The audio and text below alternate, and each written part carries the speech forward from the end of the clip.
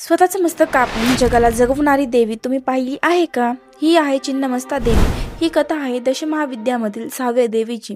10 महाविद्यामधील 2 कुळापैकी काली कुळामध्ये येते। एकदा देवी पार्वती तिच्या डाकिनियन वर्णिनी या 2 विश्वासू मैत्रिणीसह नदीत स्नान करत होती। बराच वेळ झाला आणि त्यांना खूप भूक लागलेली। मैत्रिणी विनंती करत होत्या। मातेने त्यांना धीर दिला, पण त्यांना भूक असह्य झाल्याने त्यांनी पुन्हा विनवणी केली।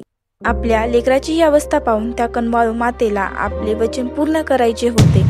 मग काय, मातेने एका क्षणात आपले खडक उचलले आणि स्वतःचे मस्तक धडापासून वेगळे केले। हा होता परमत्यागाचा क्षण। मस्तक शून्य झालेल्या धडाच्या मानेतून रक्ताच्या 3 धारा बाहेर पडल्या। त्यापैकी 2 धारा देवीच्या 2 भुकेल्या मैत्रिणींनी पिऊन आपली भूक शांत केली। तिसरी मुख्य धारा देवीच्या स्वतःच्या कापलेल्या मस्तकाने प्राशन केली। जीवनदान आणि त्याग एकाच वेळी पूर्ण झाले। छिन्नमस्ता माता आपल्याला शिकवते की ईश्वरीय सत्य प्राप्त करण्यासाठी आपल्याला स्वतः आधी अहंकार आणि आसक्तीच्या मस्त तोडावे लागते।